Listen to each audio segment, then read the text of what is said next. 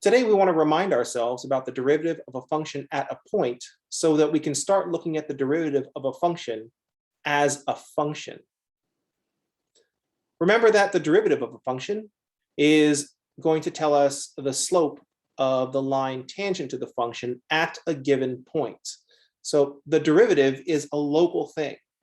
The derivative of a function happens at a point. So it's a local thing. This is based on our understanding of the slope. The slope is how y is changing with respect to x.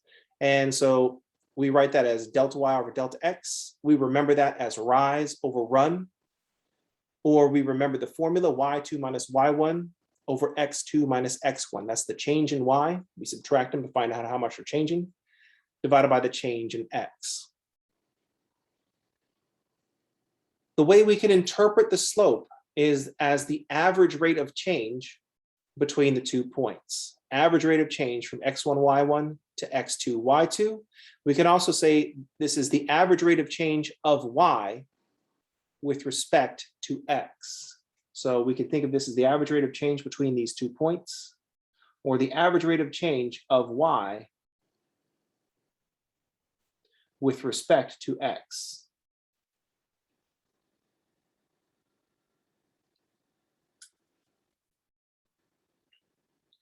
This is a concept that requires 2 points because I have to do y2 minus y1 divided by x2 minus x1. If I try to just use 1 point in that formula, I'm going to get 0 over 0, and that doesn't mean anything.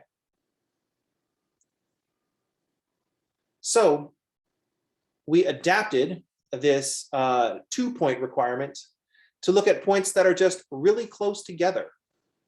And that's how we developed the concept of the derivative of a function at 1 point. I want to calculate the slope at 1 point, but it needs 2. So just pick a point that's really close to the point we care about. And then so we came up with the following. The derivative of a function f at x equals a. Here's a new thing. This is our notation. We write f prime at a. So the prime is just a quotation mark after the f. And we read this symbol as f prime of a.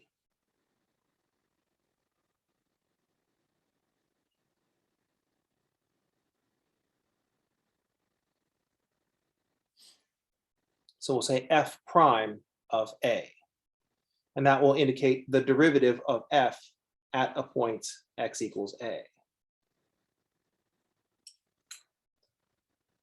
And it's given by this expression. F prime at a is the limit as h goes to 0 of f at a plus h minus f at a divided by h. We're just looking at 2 points on the graph that are very close together. H represents how close those points are to each other. So I've got 1 point on the graph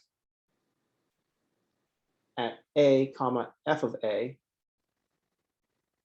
And the other point on the graph is a plus h, and then f at a plus h.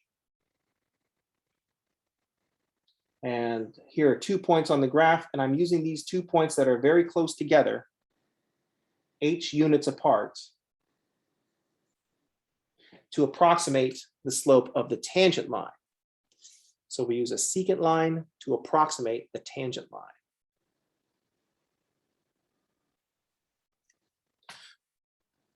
When we calculate the slope, we said that's the average rate of change between 2 points, or of y with respect to x. F prime is the instantaneous rate of change of a function at a point. So the difference between average and instantaneous, probably, I think the best way to think about this is think about a road trip. If we drive 400 miles in 5 hours, our average speed was 80 miles per hour. That's a little bit too fast. Let's go 300 miles in 5 hours, so our average speed is 60 miles an hour. Most math problems were written in the 50s. That's about how fast cars would go. So let's just go with that. I don't want to encourage like speeding or anything like that. So suppose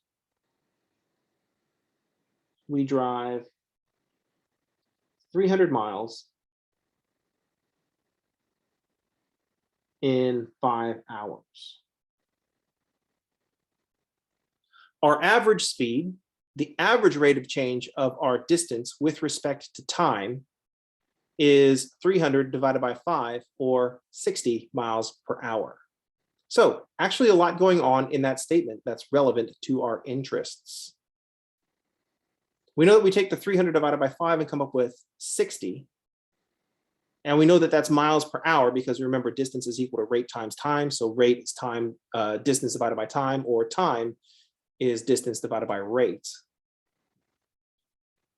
But if we look at this 300 miles, that is our change in distance.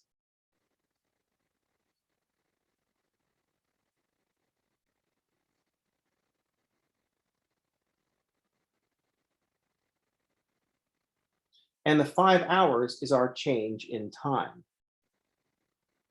how long it took.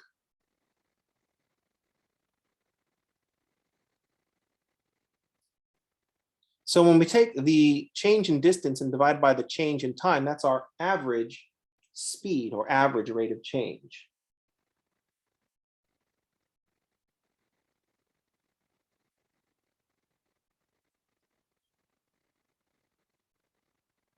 So when we calculate the average rate of change, which will be our average speed, we'll take our change in distance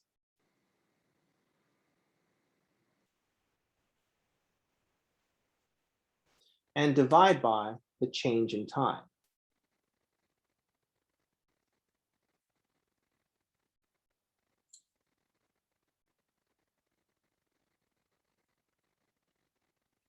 And then we can say that this average rate of change is the average rate of change of distance with respect to time.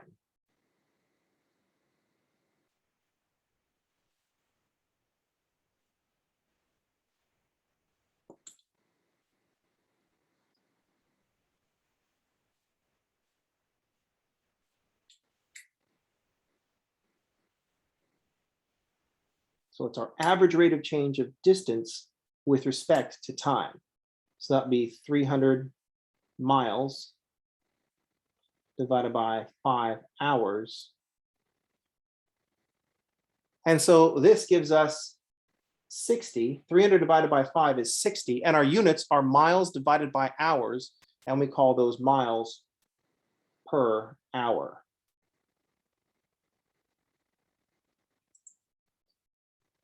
So the units will tell us what we're looking at. Miles per hour is miles divided by hours.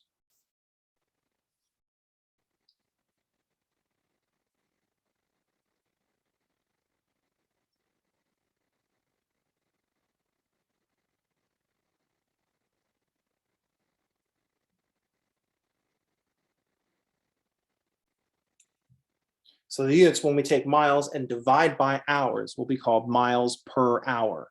We can think of per as being divided by. And that means we can think of divided by as for every. 60 miles for every hour. 60 miles per hour. 60 miles divided by 1 hour. It's the same per that we see in percent. 70% means 70 out of every 100. Sometimes it doesn't even make sense to make this calculation, but we do it anyway because we love our percents, even though we don't really, for the most part, understand how they work.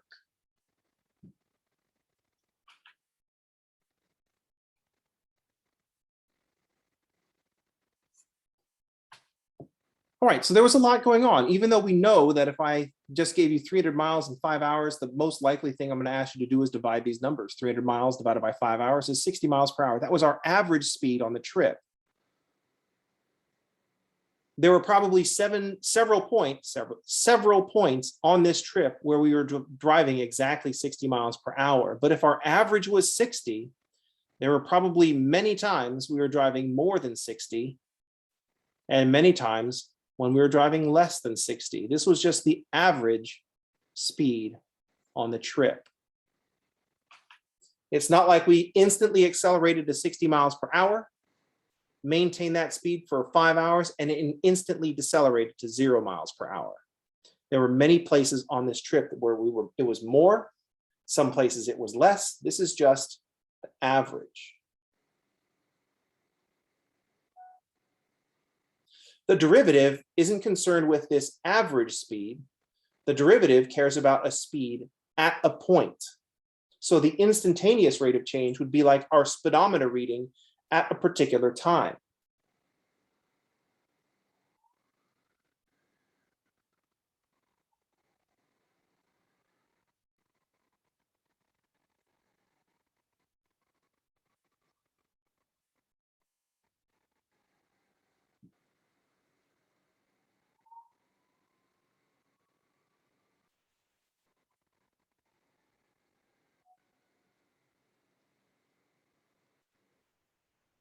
Our instantaneous rate of change would be like our speedometer reading at a particular time.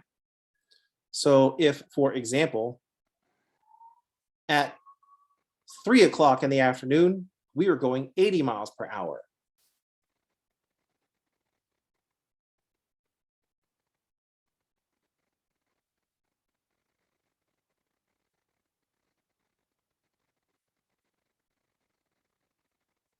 That would mean our rate of change, our instantaneous rate of change at 3, if 0 is equal to noon, is equal to 80 miles per hour. Then let's say at 4 p.m., we were going 0 miles per hour because someone found us going 80, said that's too fast, and pulled us over.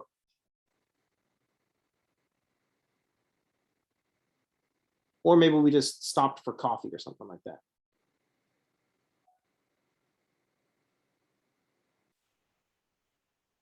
So we would say that our instantaneous rate of change at t equals 4 is 0 miles per hour. But overall, throughout the course of the whole trip, we went 300 miles in 5 hours. That's an average of 60 miles per hour. Since there are some times where we were definitely stopped, like at the very beginning, at the very end of our trip, there were definitely some times that we were going above 60 miles per hour, because that's just how averages work. Any questions?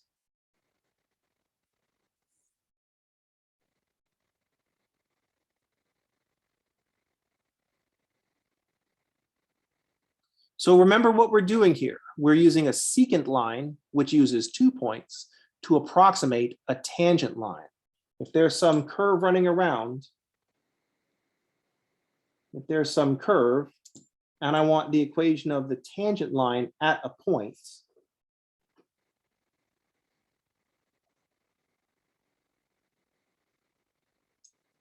I want to know the slope of the line tangent to the curve at that point. That just hits it one place. Because the slope calculation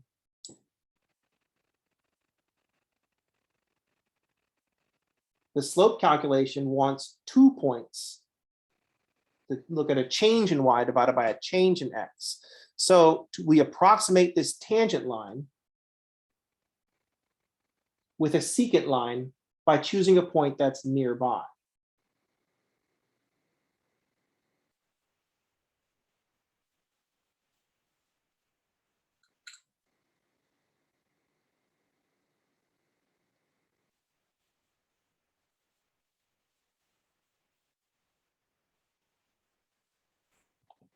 So that's a secant line I'm going to use to approximate the tangent line. And then to figure out what the slope of the tangent line is, we make that distance h go to 0. So here's the change in x. We artificially install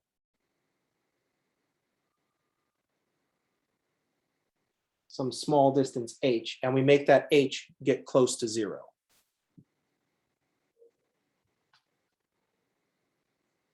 So that's what I mean when I say we use a secant line to approximate the tangent line. If we move this point, where x is a plus h, closer, then my secant line gets closer to the tangent line.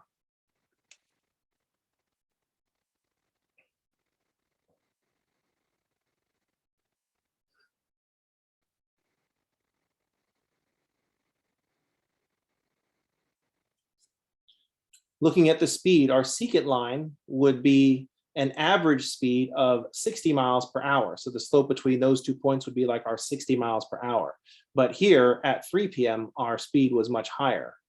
There we are, the slope of the tangent line is 80 miles per hour.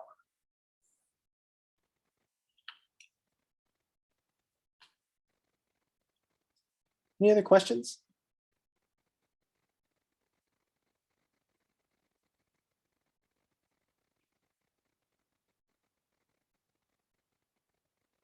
All right.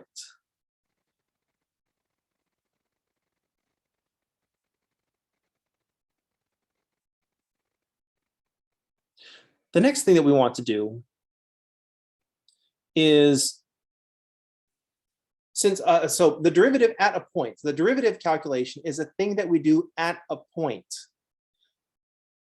But we want to think about the derivative also as a function. We want the function related to our original function. So we want to think about the derivative as a function. So let's think about the derivative as a function.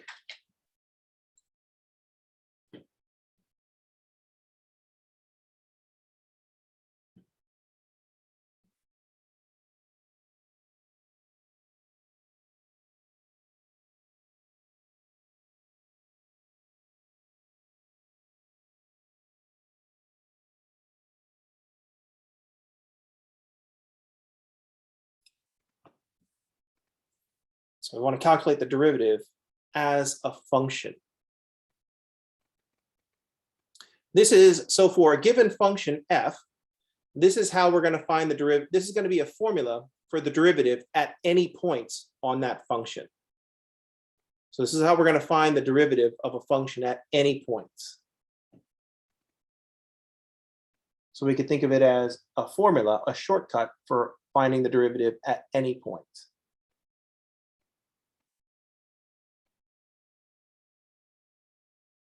Find the derivative at any point.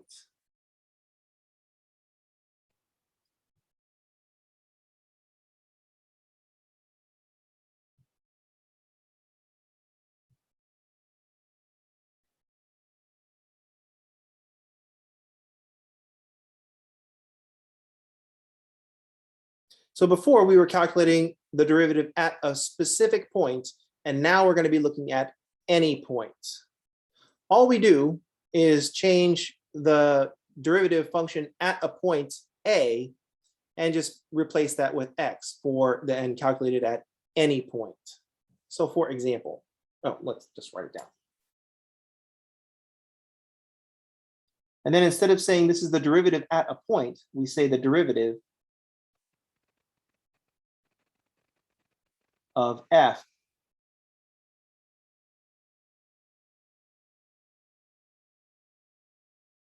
I'm going to write it as f prime of x, because we'll be able to plug in an x and find out the slope of the tangent line, or the instantaneous rate of change, or the derivative at a point.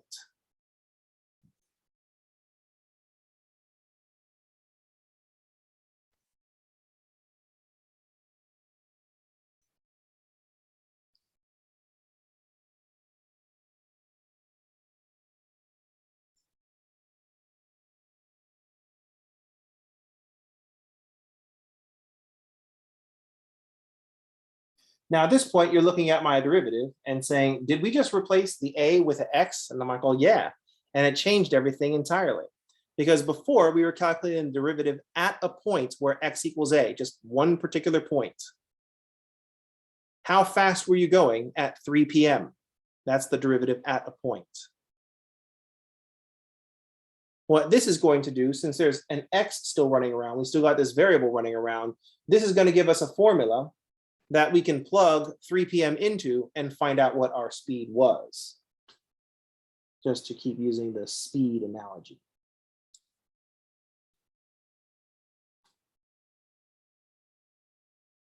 So on a surface level, if all you're doing is looking at this and the symbols that we're writing down, which is where things start, all that's happened is instead of an x, or instead of an a, there's now an x. X is a variable we can plug anything we want, including the particular value of a that we had in the past. The point is we don't want to just look at this and say, just replace the x or the a with an x, and it seems like it's the same thing. We're trying to say something different.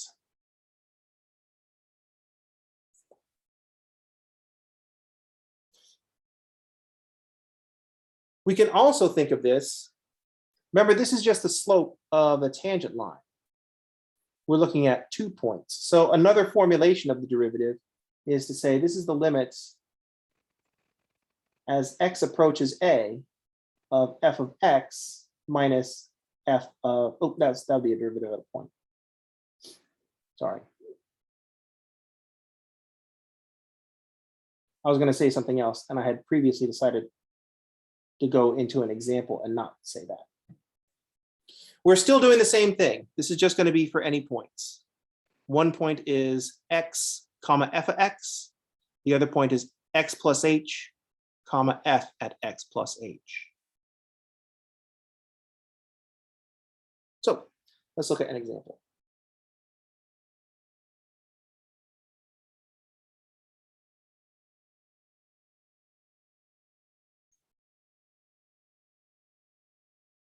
Suppose f of x is equal to x squared.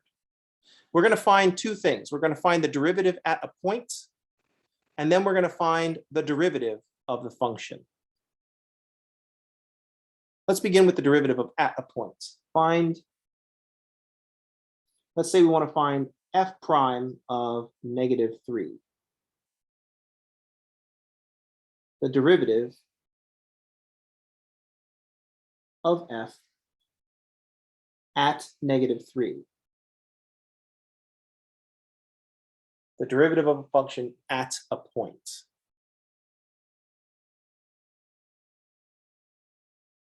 So, using our previous definition for the derivative at a point, f prime of -3, excuse me, is the limit as h goes to 0 of f of -3 plus h minus f of -3 over h. Since f of x is the function x squared, I'm going to replace f of -3 plus h with -3 plus h squared. I haven't done anything with this limit, so I still have to write limit as h goes to 0 of -3 plus h squared, because that's the function that's in play right now. We'll subtract f of -3, so f of -3 is just -3 squared.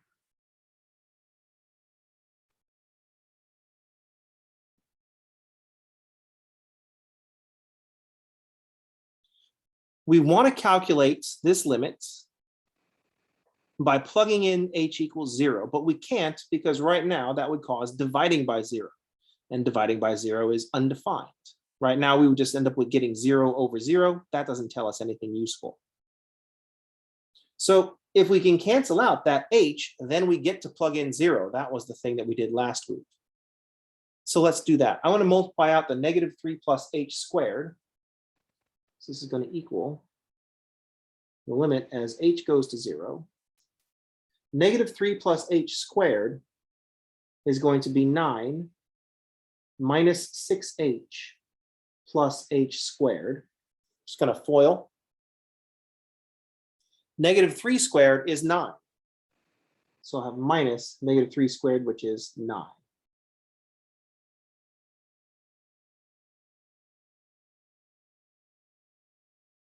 Now a useful thing happens. Notice that I have a 9 and a -9. So all that's left in the numerator is a -6 plus 8, -6h plus h squared. And so now we can cancel out the h, which is what we wanted to have happen.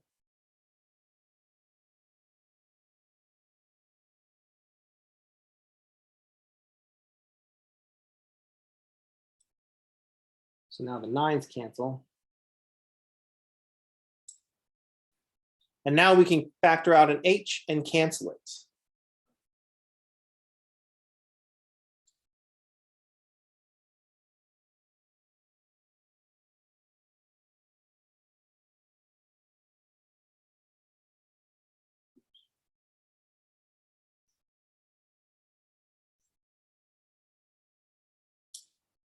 So an h cancels out of all the terms, and I have the limit. I still haven't taken the limit as h goes to 0 yet, of -6 plus h.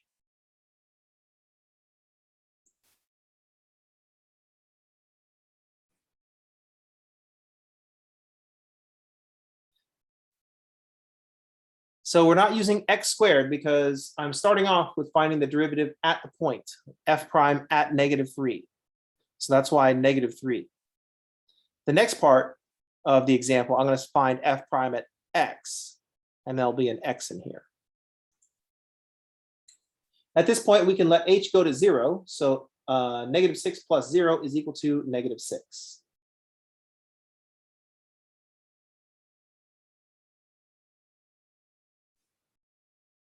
This is the slope of the line tangent to x squared, specifically when x is equal to -3.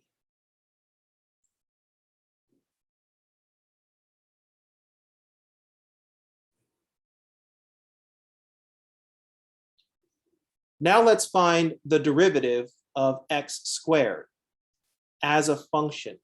So here's part 1. Part 2, let's find f prime at x.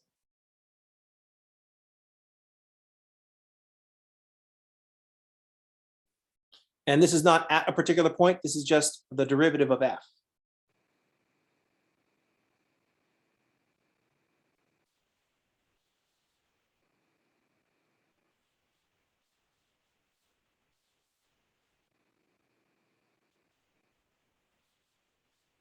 So in this case, f prime at x will be the limit as h goes to 0 of f at x plus h minus f at x over h. Now I'm going to use the function. Notice that instead of -3, I've got x because I'm doing this now at every point, or at any point x, not just when x is equal to -3. The function is x squared. This function is still x squared, so I want to replace f at x plus h with x plus h squared. I still haven't done the limit as h goes to 0, so I still have to keep writing that.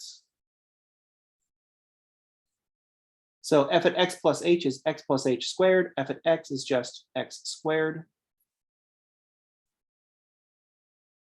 We're in the same scenario. I want to plug in h equals 0, but I can't. I'll just get 0 over 0. That's undefined. So I'm going to multiply out the numerator and hope that that the h will cancel. So this is equal to the limit as h goes to 0 of x squared plus 2xh plus h squared minus x squared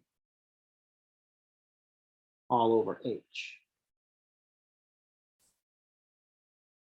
And now very similar things happen. Just like in the previous example, the 2 9s cancel out. In this example, the x squareds will cancel out. So I'll have the limit as h goes to 0 of 2xh plus h squared over h. And now we can cancel the h.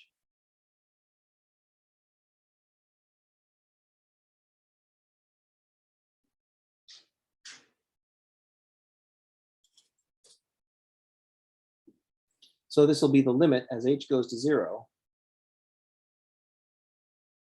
2xh divided by h is 2x. H squared divided by h is h.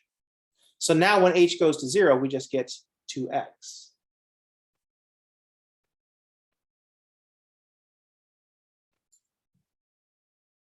Now I have a formula for the slope of the line tangent to x squared at any point x. In particular, if I wanted to know the slope of the tangent line at -3, I just plug -3 in for x. I get 2 times -3. That's -6, just like we had before.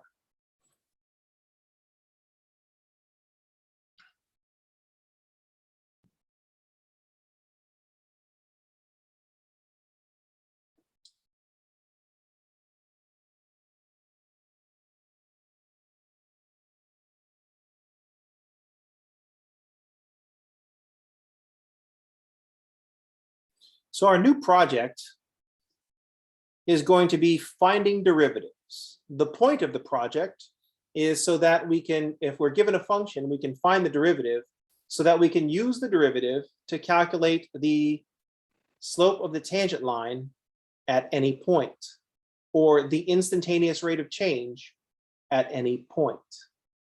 So we'll find the derivative as a function and then plug stuff into the derivative. So that's going to be our new game, the find the derivative game. Any questions?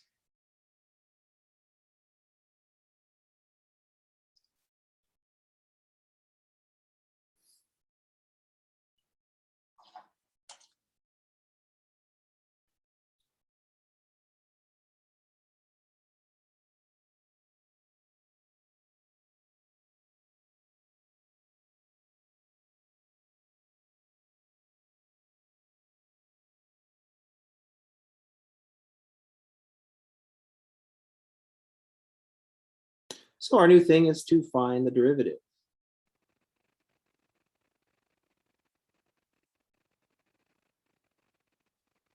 The reason that we would want to do this is that we might want to know the slope of the line tangent to the function at a given point.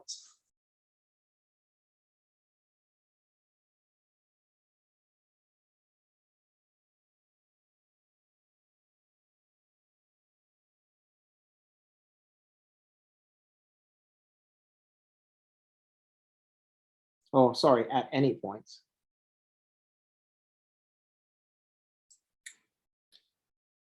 Or the instantaneous rate of change of f with respect to x.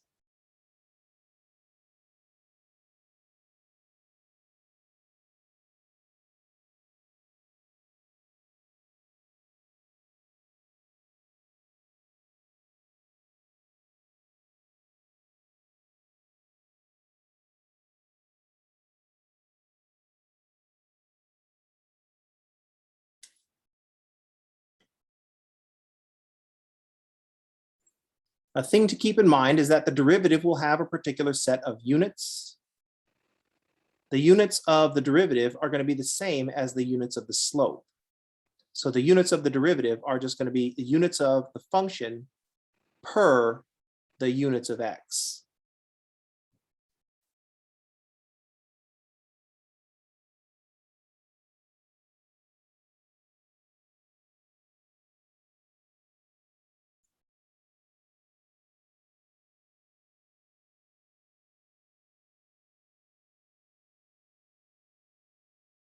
So these are things that you fill in. If f is measured in miles and x is measured in hours, then the units of f prime will be in miles per hour. If f is measuring zombies and x is measuring days, then the units of f prime are zombies per day.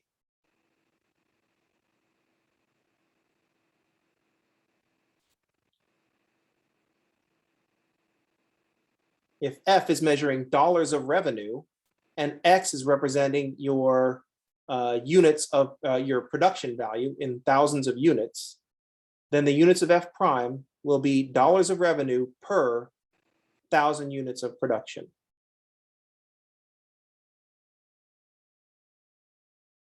This is the same as the units of slope, units of y per units of x.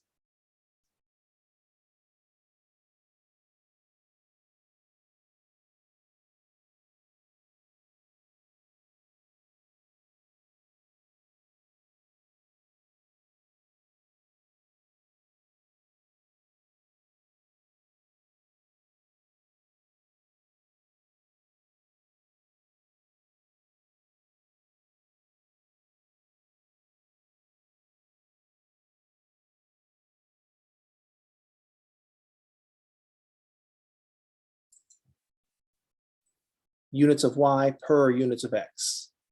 Think about per as divided by or for every. It's how y is changing with respect to x.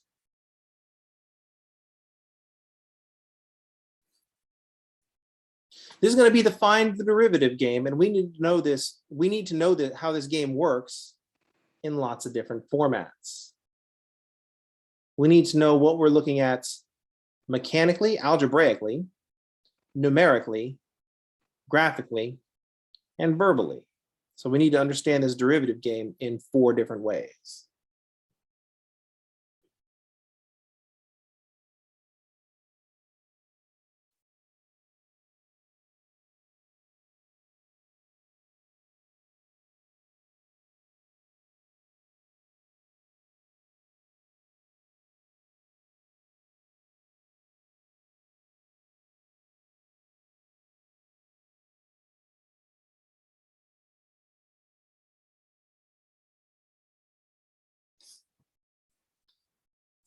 In general, the 4 different ways, we refer to this as the rule of 4.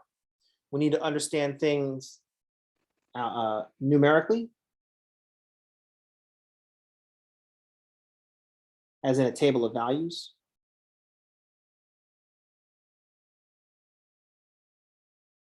We need to understand the derivative graphically. What does it represent? What does the derivative tell us about on a graph? We need to understand things algebraically, so that's the mechanics of the situation.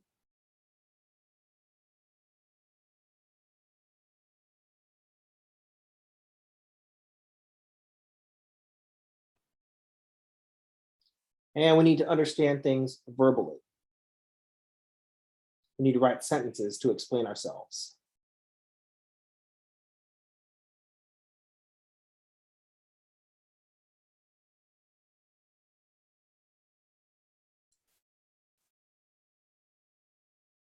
And we need to understand how all these different representations are connected. If we change something graphically, what does that change in the numbers or in the algebra or in the words? So we need to understand how they're all related. But these are the 4 ways that we can approach our understanding of an object, a mathematical object. Any questions?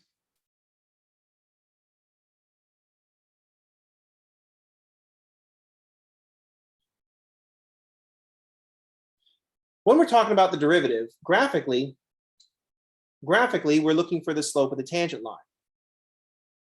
Verbally, we're trying to describe the instantaneous rate of change. Numerically, we're describing the instantaneous rate of change, the derivative at a point.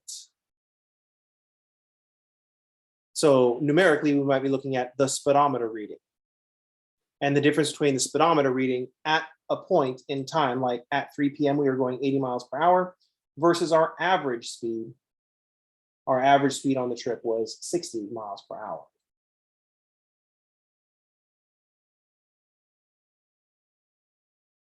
Averages in general are not very good ways of looking at things. I mean, we do it a lot, but that doesn't make it a good idea. Like I got a little trip computer in one of my cars, and like my average speed over this last tank of gas is like 22.5 miles per hour. But it's not like if I get pulled over, so listen, officer, my average speed is like 22 miles per hour. So I definitely was not driving too fast. But that means that a lot of the time when the car was on, that just means that a lot of time the car was on, I was stopped at a light and my instantaneous speed was 0. And so I spent a lot more time above 22 miles per hour going 65, because I would never exceed the speed limit, ever.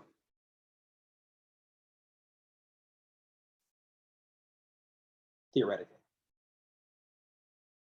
So these are the 4 different ways that we need to understand the derivative. What we're going to get super hung up on is the algebraic one, the learning how to do things mechanically. So we just need to restrict ourselves to certain classes of how to do derivatives. This will be a nice refresher on our algebra skills that could always use some reinforcement. And then we'll look at a variety of situations, a variety of contexts, and we'll interpret what the derivative represents. Any questions before we adjourn for the day? How's everybody okay?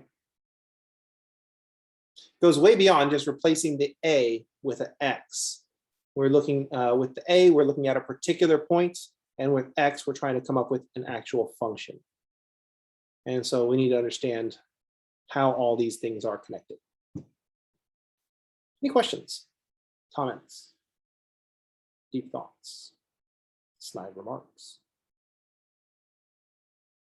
All right, so tomorrow we're going to do a little bit of algebraic thing, and then we're going to do a little bit of graphing thing.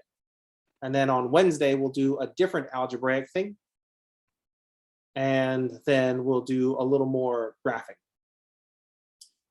And then we'll look at some numbers and a little bit more algebraic things. So I'm just going to break the algebraic bits down into certain types of functions and what we can do, so that we're all mechanically proficient in our derivative findings. Any questions, comments, or deep thoughts? All right, that's going to do it for today. I will see you all on tomorrow. Everybody have a good day, and thanks for playing.